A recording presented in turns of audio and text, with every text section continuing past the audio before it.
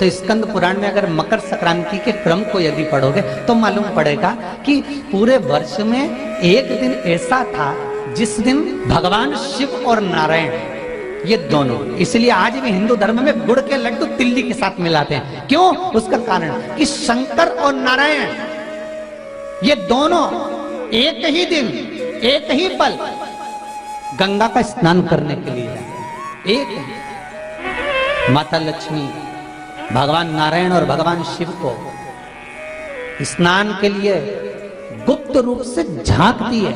तो भगवान विष्णु ने तिरछी दृष्टि में माता लक्ष्मी को देखा, तो माता लक्ष्मी को देखकर भगवान विष्णु शिव जी को देखे तो शंकर भगवान ने कहा, नारायण हमने देख लिया महारानी लक्ष्मी झांक रही है, हमने वर दे दिया कि लक्ष्मी का एक नाम गुप्त लक्ष्मी रहेगा। और आज मकर संक्रांति के दिन नारायण और शिव का दर्शन इस लक्ष्मी ने करा है। पर जो गुप्त लक्ष्मी का दान दे देगा उसके घर में कभी कोई बड़ी बीमारी प्रवेश नहीं करेगी।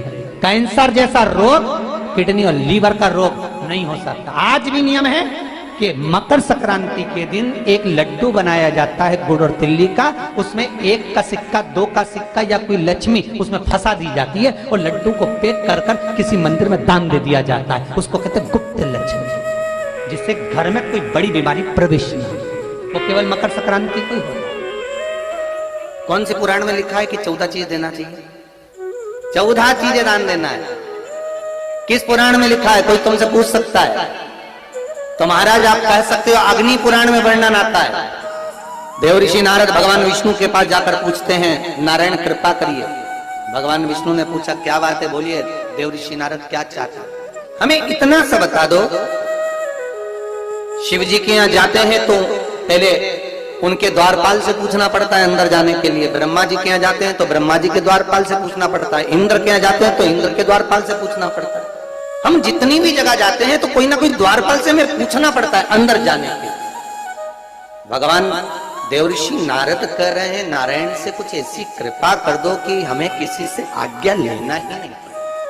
भगवान विष्णु तो उनकी बात को बस थोड़ा सा सुने और अंदर चले गए। नारद जी को लगा हमारा तो कोई जवाब ही नहीं दिया।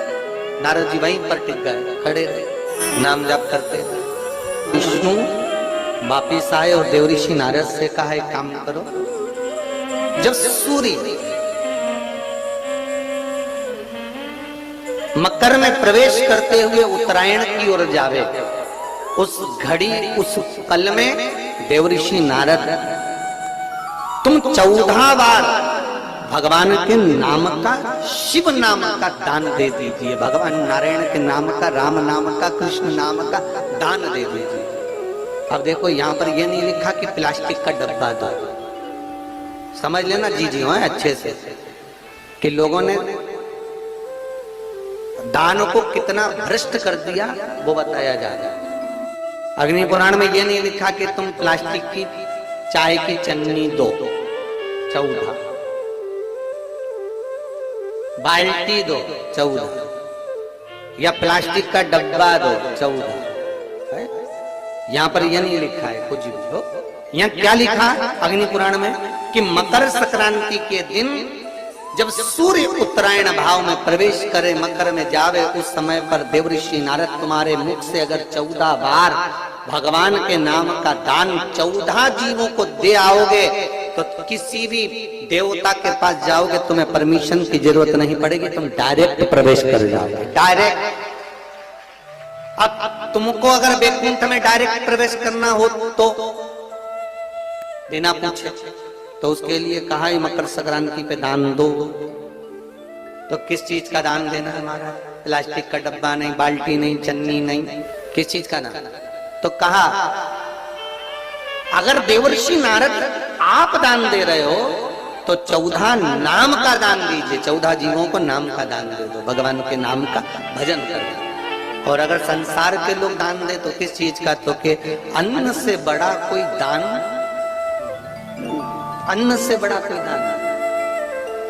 आज भी नियम है कि मकर संक्रांति के दिन एक लड्डू बनाया जाता है गुड़ और तिल्ली का, उसमें 1 का सिक्का 2 का सिक्का या कोई लक्ष्मी उसमें फंसा दी जाती है और लड्डू को पैक कर कर किसी मंदिर में दान दे दिया जाता है। उसको कहते हैं गुप्त लक्ष्मी, जिससे घर में कोई बड़ी बीमारी प्रवेश नहीं हो। वो केवल मकर संक्रांति को ही होता है।